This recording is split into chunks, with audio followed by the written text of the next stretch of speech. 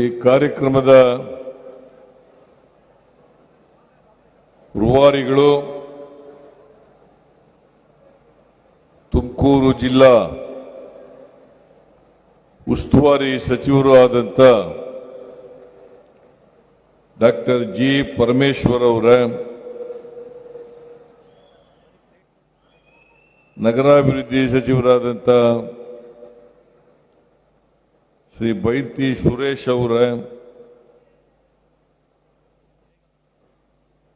ಸರ್ಕಾರದ Delhi ಪ್ರತಿನಿಧಿಯಾದಂಥ T B Jayachandra ಅವರ, KSRTC ಅಧ್ಯಕ್ಷರಾದಂಥ SR ಶ್ರೀನಿವಾಸ್ ಅವರ, ಚಿಕ್ಕನಾಯಕನಹಳ್ಳಿ ಶಾಸಕರಾದಂಥ ಸುರೇಶ್ ಬಾಬು ಅವರ, ಪಾವಗಡ ಶಾಸಕರಾದಂಥ ವೆಂಕಟೇಶ್ ಅವರ, ತುಮಕೂರು ಶಾಸಕರಾದಂಥ ಜ್ಯೋತಿ ಗಣೇಶ್ ಅವರ,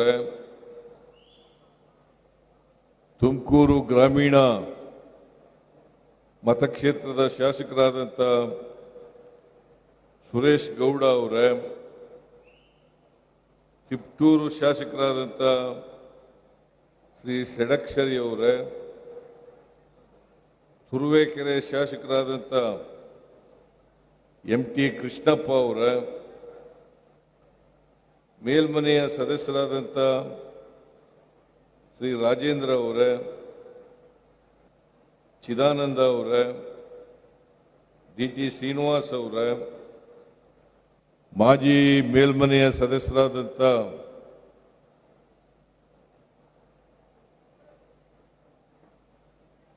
ಶ್ರೀ ಪ್ರಕಾಶ್ ರಾಥೋಡ್ ಅವರ,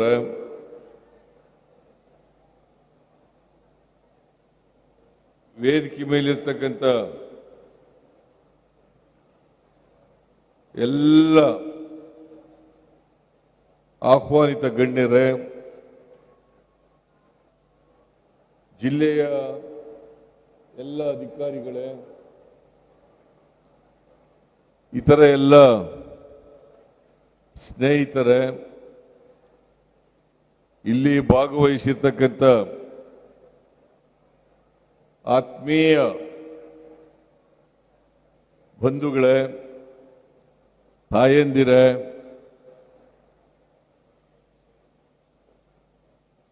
ಮಾಧ್ಯಮದ ಗೆಳೆಯರೇ, ಸಮಯ ಸಾಕಷ್ಟಾಗಿದೆ. 2.5 ಗಂಟೆ ಊಟ ಸಮಯ ಕೂಡ. ಈಗಾಗಲೇ ಬಹಳಷ್ಟು ಜನರು ಖಾಲಿ ಮಾಡಿದ್ದಾರೆ. ಹಾಗಾಗಿ ನಾನು ಹೆಚ್ಚು ಮಾತನಾಡಲಿಕ್ಕೆ ಹೋಗಲ್ಲ. ಇನ್ನು ಒಂದು 20 ನಿಮಿಷ ನೀವೆಲ್ಲರೂ ಕೂಡ ಈ ಕಾರ್ಯಕ್ರಮದಲ್ಲಿ ಇರಬೇಕು ಅಂತೇಳಿ ಮನವಿಯನ್ನು ಮಾಡಲಿಕ್ಕೆ ಬಯಸ್ತಾ ಇದ್ದೇನೆ.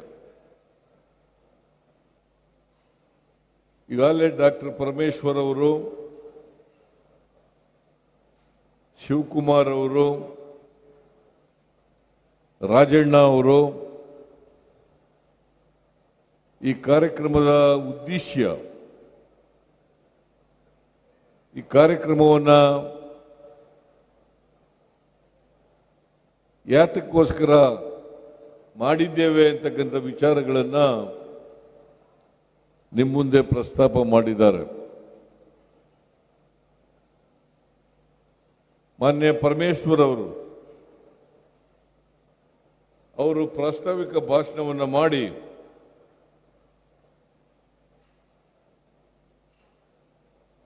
ಈ ಕಾರ್ಯಕ್ರಮಗಳ ಉದ್ಘಾಟನೆ, ಶಂಕುಸ್ಥಾಪನೆ ಮತ್ತು ಫಲಾನುಭವಿಗಳಿಗೆ ಸೌಲಭ್ಯಗಳ ವಿತರಣೆ ಬಗ್ಗೆ ಬಹಳ ವಿಸ್ತಾರವಾಗಿ ಮಾತನಾಡಿದ್ದಾರೆ. ನಾನು ಮತ್ತೆ ಅವುಗಳನ್ನು ಪುನರುಚ್ಚಾರ ಮಾಡಲಿಕ್ಕೆ ಬಯಸಲ್ಲ ಅಂತಕ್ಕಂಥ ಮಾತುಗಳನ್ನು ಹೇಳಲಿಕ್ಕೆ ಬಯಸ್ತಾ ಇದ್ದೇನೆ. ನಾನು ಜನವರಿನಲ್ಲಿ ಬಂದಿದ್ದೆ. ಸುಮಾರು 700 ಕೋಟಿ ರೂಪಾಯಿಗಳು ಜನವರಿನಲ್ಲಿ 700 ಕೋಟಿ ರೂಪಾಯಿಗಳ ಸವಲತ್ತುಗಳನ್ನು ಈ ಜಿಲ್ಲೆಯ ತುಮಕೂರು ಜಿಲ್ಲೆಯ ಫಲಾನುಭವಿಗಳಿಗೆ ವಿತರಣೆ ಮಾಡತಕ್ಕಂಥ ಕೆಲಸ ನಡೆದಿತ್ತು ಅವತ್ತು. ಇವತ್ತು ಅದಕ್ಕಿಂತಲೂ ಹೆಚ್ಚು ಹಣವನ್ನು ಇವತ್ತು ಫಲಾನುಭವಿಗಳಿಗೆ ವಿತರಣೆಯನ್ನು ಮಾಡ್ತಾ ಇದ್ದೇವೆ, ಸವಲತ್ತುಗಳನ್ನು ವಿತರಣೆಯನ್ನು ಮಾಡ್ತಾ ಇದ್ದೀವಿ. ಯಾವುದೇ ರಾಜ್ಯ ಅಥವಾ ದೇಶ ಅಭಿವೃದ್ಧಿ ಆಗಬೇಕಾದ್ರೆ ಹಳ್ಳಿಗಳ ಅಭಿವೃದ್ಧಿ ಆಗಬೇಕು, ಜಿಲ್ಲೆಗಳ ಅಭಿವೃದ್ಧಿ ಆಗಬೇಕು, ತಾಲೂಕುಗಳ ಅಭಿವೃದ್ಧಿ ಆದಾಗ ಮಾತ್ರ ಒಂದು ರಾಜ್ಯದ ಅಭಿವೃದ್ಧಿ ಆಗಲಿಕ್ಕೆ ಸಾಧ್ಯ ಆಗ್ತದೆ, ಒಂದು ದೇಶದ ಅಭಿವೃದ್ಧಿ ಆಗಲಿಕ್ಕೆ ಸಾಧ್ಯ ಆಗ್ತದೆ. ನಾವು ಒಕ್ಕೂಟದ ವ್ಯವಸ್ಥೆಯಲ್ಲಿ ಇದ್ದೇವೆ. ಪರಸ್ಪರ ಹೊಂದಾಣಿಕೆಯಿಂದ ಆಡಳಿತವನ್ನು ನಡೆಸಬೇಕಾಗ್ತದೆ. ಹಾಗಾಗಿ ದೇಶದ ಅಭಿವೃದ್ಧಿ ಅಂತಂದ್ರೆ, ದೇಶದ GDP ಬೆಳವಣಿಗೆ ಆಗಿದೆ ಅಂತಂದ್ರೆ ರಾಜ್ಯಗಳ ಅಭಿವೃದ್ಧಿ ಆದಾಗ ಮಾತ್ರ ಸಾಧ್ಯ ಆಗ್ತದೆ, ಜಿಲ್ಲೆಗಳ ಅಭಿವೃದ್ಧಿ ಆದಾಗ ಮಾತ್ರ ಸಾಧ್ಯ ಆಗ್ತದೆ, ತಾಲೂಕುಗಳ ಅಭಿವೃದ್ಧಿ ಆದಾಗ ಮಾತ್ರ ಸಾಧ್ಯ ಆಗ್ತದೆ, ಹಳ್ಳಿಗಳ ಅಭಿವೃದ್ಧಿ ಆದಾಗ ಮಾತ್ರ ಸಾಧ್ಯ ಆಗ್ತದೆ. ನಾವು ಸಮಾಜದಲ್ಲಿರ್ತಕ್ಕಂಥ ಬಡವರು, ದಲಿತರು, ಹಿಂದುಳಿದವರು, ಅಲ್ಪಸಂಖ್ಯಾತರು, ಎಲ್ಲ ಧರ್ಮದ ಜನರು, ಇವರಿಗೆ ಆರ್ಥಿಕವಾಗಿ ಸಾಮಾಜಿಕವಾಗಿ ಶಕ್ತಿಯನ್ನು ತುಂಬತಕ್ಕಂಥ ಕೆಲಸವನ್ನು ಮಾಡಬೇಕು. ಅದನ್ನೇ ಬಾಬಾ ಸಾಹೇಬ್ ಅಂಬೇಡ್ಕರ್ ಅವರು ಹೇಳ್ತಾರೆ, ನಮ್ಮ ದೇಶಕ್ಕೆ ಸ್ವಾತಂತ್ರ್ಯ ಬಂದದ್ದು ಯಶಸ್ಸು ಆಗಬೇಕಾದ್ರೆ ಎಲ್ಲರಿಗೂ ಅವಕಾಶಗಳನ್ನು ಒದಗಿಸಿಕೊಟ್ಟಾಗ ಮಾತ್ರ, ಎಲ್ಲರಿಗೂ ಸಾಮಾಜಿಕವಾಗಿ ಆರ್ಥಿಕವಾಗಿ ಸ್ವಾತಂತ್ರ್ಯವನ್ನು ಕೊಟ್ಟಾಗ ಮಾತ್ರ. ಇಲ್ಲದೆ ಹೋದರೆ ದೇಶಕ್ಕೆ ಬರೀ ಸ್ವಾತಂತ್ರ್ಯ ಬಂದದ್ರಿಂದ ಜನಜೀವನ ಬೆಳವಣಿಗೆ ಆಗಲಿಕ್ಕೆ ಕಷ್ಟ ಆಗ್ತದೆ, ಎಲ್ಲ ಜನರು ಕೂಡ ಮುಖ್ಯವಾಹಿನಿಗೆ ಬರಲಿಕ್ಕೆ ಕಷ್ಟ ಆಗ್ತದೆ.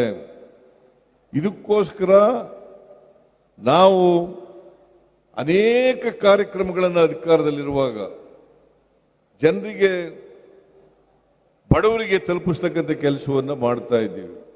ನಾವು ಇದನ್ನು ಮಾಡುವಾಗ ಯಾವುದೇ ಧರ್ಮವನ್ನು ನೋಡಲ್ಲ, ಯಾವುದೇ ಜಾತಿಯನ್ನು ನೋಡಲ್ಲ, ಯಾವುದೇ ಭಾಷೆಯನ್ನು ನೋಡ್ಲಿಕ್ಕೆ ಹೋಗಲ್ಲ, ಯಾವುದೇ ಪಕ್ಷವನ್ನು ನೋಡಲಿಕ್ಕೆ ಹೋಗಲ್ಲ. ಎಲ್ಲ ಪಕ್ಷದವ್ರಿಗೂ ಕೂಡ ಕೊಡ್ತೀವಿ. ಕೃಷ್ಣಪ್ಪ,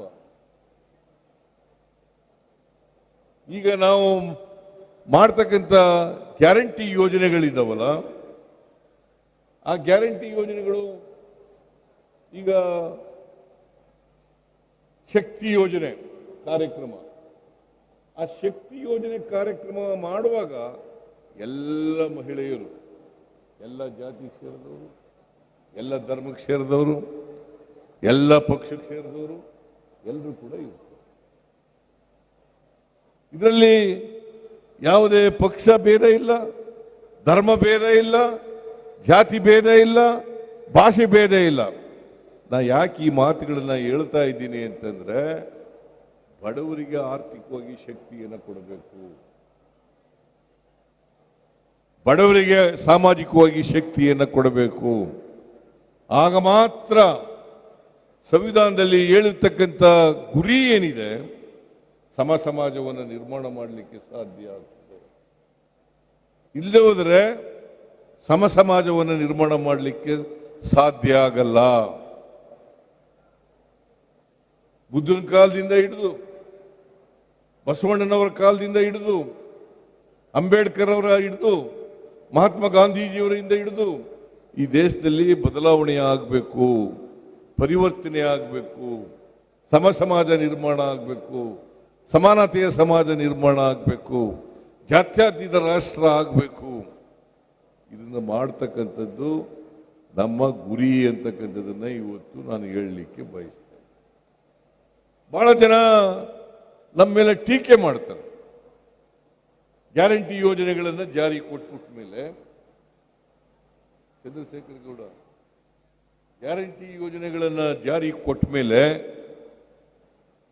ಅಭಿವೃದ್ಧಿ ಕೆಲಸಗಳಿಗೆ ದುಡ್ಡಿಲ್ಲ, ಎಲ್ಲ ಅಭಿವೃದ್ಧಿ ಕೆಲಸಗಳು ನಿಂತು ಹೋಗಿದ್ದಾವೆ. ಇದೇನು ಇವತ್ತು ಇಷ್ಟೊಂದು ಕೋಟಿ ರೂಪಾಯಿಗಳಿಗೆ ಅಭಿವೃದ್ಧಿ ಕೆಲಸಗಳಿಗೆ ಶಂಕುಸ್ಥಾಪನೆ ಮಾಡಿದೀವಲ್ಲ, ಅಭಿವೃದ್ಧಿ ಕೆಲಸಗಳು ಎಲ್ಲಿದ್ದಾವೆ? ಇಷ್ಟೊಂದು ಸವಲತ್ತುಗಳು ಕೊಟ್ಟಿದ್ದು, 1.5 ಲಕ್ಷ ಜನರಿಗೆ ಸವಲತ್ತುಗಳನ್ನು ಕೊಟ್ಟಿದ್ದೇವೆ. It's not A small joke. ಎಲ್ರಿಗೂ ಕೊಟ್ಟಿದ್ದೇವೆ. ಜನವರಿನಲ್ಲಿ ಕೊಟ್ಟಿದ್ದೇವೆ, ಈಗ ಡಿಸೆಂಬರ್ನಲ್ಲಿ ಕೊಡ್ತಾ ಇದ್ದೀವಿ. ಕಳೆದ ವರ್ಷ ಕೊಟ್ಟಿದ್ದೇವೆ, ಈ ವರ್ಷ ಕೊಟ್ಟಿದ್ದೇವೆ. ಅದರಿಂದ ಟೀಕೆಗಳು ಪ್ರಜಾಪ್ರಭುತ್ವದ ವ್ಯವಸ್ಥೆಯಲ್ಲಿ ಟೀಕೆ ಮಾಡಬೇಕು. ನಾನು ಮಾಡಬಾರದು ಅಂತ ಹೇಳಕ್ ಹೋಗಲ್ಲ. ಟೀಕೆಗಳು ಸ್ವಾಗತ, ಆದರೆ ರಚನಾತ್ಮಕವಾದಂಥ ಟೀಕೆಗಳಿದ್ದಾಗ ಮಾತ್ರ ಅವಕ್ಕೆ ಸ್ವಾಗತ ಅಂತಕ್ಕಂಥ ಮಾತುಗಳನ್ನು ಹೇಳಲಿಕ್ಕೆ ಬಯಸ್ತೇನೆ. ಇಲ್ಲದೆ ಹೋದರೆ ಜನ ಅದನ್ನು ಆ ಟೀಕೆಗಳನ್ನು ಸತ್ಯಾಂಶದಿಂದ ಕೂಡಿಲ್ಲೇ ಇರತಕ್ಕಂಥ ಟೀಕೆಗಳನ್ನು ಜನ ತಿರಸ್ಕಾರ ಮಾಡ್ತಾರೆ. ಇದನ್ನು ನಾನು ಹೇಳಲಿಕ್ಕೆ ಬಯಸ್ತಾ ಇದ್ದೇನೆ. ನಾನು ಇವತ್ತು ಕರ್ನಾಟಕದ ಬಜೆಟ್ 3,71,000 ಕೋಟಿ ರೂಪಾಯಿ, 3,71,000 ಕೋಟಿ ರೂಪಾಯಿ. ಅದರಲ್ಲಿ ಒಟ್ಟು ಅಭಿವೃದ್ಧಿಗೆ ಇಟ್ಟಿರ್ತಕ್ಕಂಥ ಹಣ 1,20,000 ಕೋಟಿ. 1,20,000 ಕೋಟಿ. ಆ 1,20,000 ಕೋಟಿನಲ್ಲಿ 52,009 ಕೋಟಿ ರೂಪಾಯಿ ಗ್ಯಾರಂಟಿ ಯೋಜನೆಗಳಿಗೆ ನಾವು ತೆರೆದಿಟ್ಟಿದ್ದೀವಿ. ಸುಮಾರು 68,000 ಕೋಟಿ ಅಭಿವೃದ್ಧಿ ಕೆಲಸಗಳಿಗೆ ಖರ್ಚು ಮಾಡ್ತಾ ಇದ್ದೀವಿ. 68,000 ಕೋಟಿ. ನಾವು ಎಕ್ಸ್ಪೆಂಡಿಚರ್ನಲ್ಲಿ 2 ತರ ಇರ್ತದೆ. ಒಂದು ರೆವಿನ್ಯೂ ಎಕ್ಸ್ಪೆಂಡಿಚರ್, ಇನ್ನೊಂದು ಕ್ಯಾಪಿಟಲ್ ಎಕ್ಸ್ಪೆಂಡಿಚರ್. ಒಂದು ಸರ್ಕಾರ ಕ್ಯಾಪಿಟಲ್ ಎಕ್ಸ್ಪೆಂಡಿಚರ್ ಅನ್ನ ಕಳೆದ ವರ್ಷಕ್ಕಿಂತ ಕಡಿಮೆ ಮಾಡಿದ್ರೆ ಅದು ಅಭಿವೃದ್ಧಿ ಕೆಲಸಗಳಿಗೆ ಹಣ ಮಾಡ್ತಾ ಇಲ್ಲ. ಕ್ಯಾಪಿಟಲ್ ಎಕ್ಸ್ಪೆಂಡಿಚರ್ ಅಂದ್ರೆ ಏನು? ಕ್ಯಾಪಿಟಲ್ ಎಕ್ಸ್ಪೆಂಡಿಚರ್ ಅಂದ್ರೆ ಅಸೆಟ್ ಕ್ರಿಯೇಷನ್, ಸಂಪತ್ತನ್ನು ನಿರ್ಮಾಣ ಮಾಡ್ತಕ್ಕಂಥದ್ದು. ಕಳೆದ ವರ್ಷಕ್ಕಿಂತ ಈ ವರ್ಷ ಹೆಚ್ಚು ಹಣವನ್ನು ಕ್ಯಾಪಿಟಲ್ ಎಕ್ಸ್ಪೆಂಡಿಚರ್ಗೆ ನಾವು ಖರ್ಚು ಮಾಡಿದ್ದೀವಿ. 23-24ರಲ್ಲಿ ಖರ್ಚು ಮಾಡೋದಕ್ಕಿಂತ 24-25ರಲ್ಲಿ ಹೆಚ್ಚು ಹಣವನ್ನು ಖರ್ಚು ಮಾಡಿದ್ದೀವಿ. ಅದರರ್ಥ ವೃದ್ಧಿಯ ನಮ್ಮ ಬೆಳವಣಿಗೆಯ ವೇಗ ಜಾಸ್ತಿ ಆಗಿದೆ. ಈಗ GDP ಗ್ರೋತ್, ಆಂತರಿಕ ಉತ್ಪನ್ನದ ಬೆಳವಣಿಗೆ, GDP ಅಂತ ಕೇಳ್ತೀವಿ, ಗ್ರಾಸ್ ಡೊಮೆಸ್ಟಿಕ್ ಪ್ರಾಡಕ್ಟ್, ಆಂತರಿಕ ಉತ್ಪನ್ನ. ಇಡೀ ದೇಶದಲ್ಲಿ we are number 1.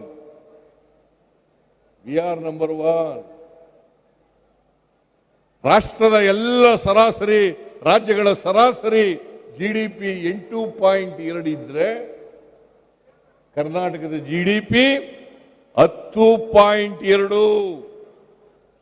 That means to say ನಾವು GDP ಬೆಳವಣಿಗೆಯಲ್ಲಿ ಇಡೀ ರಾಷ್ಟ್ರದಲ್ಲಿಯೇ ನಂಬರ್ 1. ಆಮೇಲೆ FDI, foreign direct investment, foreign development, foreign direct investment Maharashtra ಬಿಟ್ಟರೆ ವಿ ಆರ್ ನಂಬರ್ 2 ಎರಡನೇ ಸ್ಥಾನದಲ್ಲಿರ್ತಕ್ಕಂಥದ್ದು. ತೆರಿಗೆ ಕೊಡ್ತಕ್ಕಂಥದ್ರಲ್ಲಿ ಮಹಾರಾಷ್ಟ್ರ ಬಿಟ್ಟರೆ we R number 2, not Gujarat, not Madhya Pradesh, not UP, not Bihar, not Haryana. ಎಲ್ಲ ರಾಜ್ಯಗಳಿಗೆಲ್ಲ ನಾವು ಮುಂದೆ ಇದ್ದೀವಿ. ಇದನ್ನ ಜನರ ಮುಂದೆ ಇಡ್ತಕ್ಕಂಥ ಪ್ರಯತ್ನವನ್ನ ನಾನು ಮಾಡ್ತಾ ಇದ್ದೀನಿ. ಇದನ್ನ ಪರಿಶೀಲನೆ ಮಾಡಬಹುದು, ಯಾರು ಬೇಕಾದರೂ ಕೂಡ ಪರಿಶೀಲನೆಯನ್ನು ಮಾಡಬಹುದು.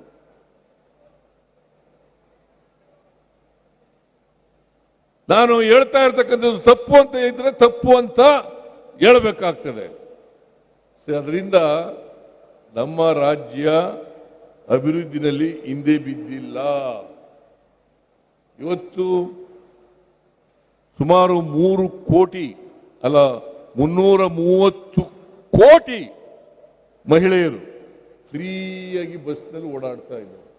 330 ಕೋಟಿ ಮಹಿಳೆಯರು ಫ್ರೀಯಾಗಿ ಬಸ್ನಲ್ಲಿ ಓಡಾಡ್ತಾ ಇದ್ದಾರೆ.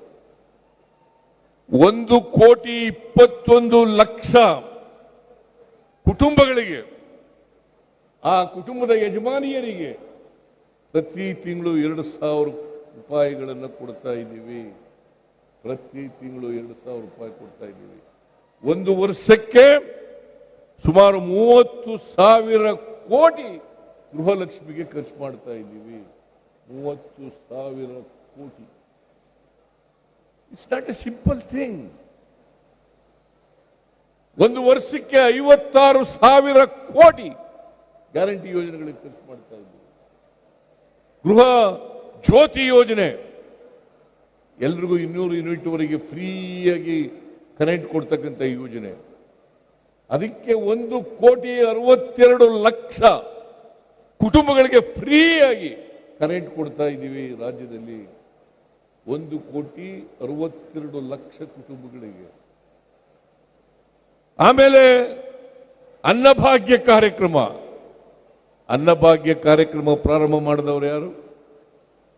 ಮೊದಲು 1 ರೂಪಾಯಿ ಕೊಡ್ಲಿಕ್ಕೆ ಪ್ರಾರಂಭ ಮಾಡಿದವರು ನಾನು. It is not no other government. ನಾನು ಪ್ರಾರಂಭ ಮಾಡಿದ್ದು.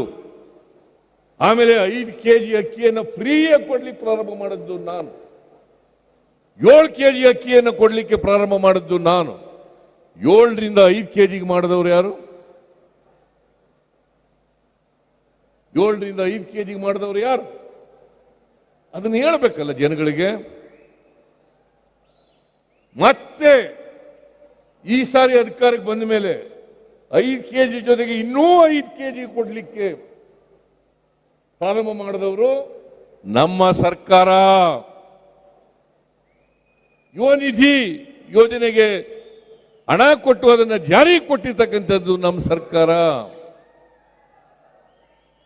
ಅದರಿಂದ ಈ ಎಲ್ಲ ಕಾರ್ಯಕ್ರಮಗಳು ಬಡವರ ಕಾರ್ಯಕ್ರಮಗಳು, ಬಡವರಿಗೆ ಶಕ್ತಿ ಕೊಡ್ತಕ್ಕಂಥ ಕಾರ್ಯಕ್ರಮಗಳು, ಆರ್ಥಿಕವಾಗಿ ಸಾಮಾಜಿಕವಾಗಿ ಶಕ್ತಿ ಕೊಡ್ತಕ್ಕಂಥ ಕಾರ್ಯಕ್ರಮಗಳು. ಇದನ್ನ ಅರ್ಥ ಮಾಡ್ಕೋಬೇಕಾಗ್ತದೆ.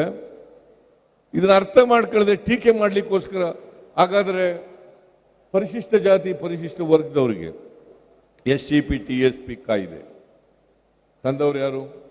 2013ರಲ್ಲಿ ಡಿಸೆಂಬರ್ ತಿಂಗಳಲ್ಲಿ ತಗೊಬಂದವರು ನಾವು. ಇಡೀ ದೇಶದಲ್ಲಿ ಇದೆಯಾ? ಆಂಧ್ರ ತೆಲಂಗಾಣ ಬಿಟ್ಟರೆ, ಕರ್ನಾಟಕ, ಇವು 3 ರಾಜ್ಯಗಳು ಬಿಟ್ಟರೆ ಬೇರೆ ರಾಜ್ಯಗಳಲ್ಲಿ ಇಲ್ಲ.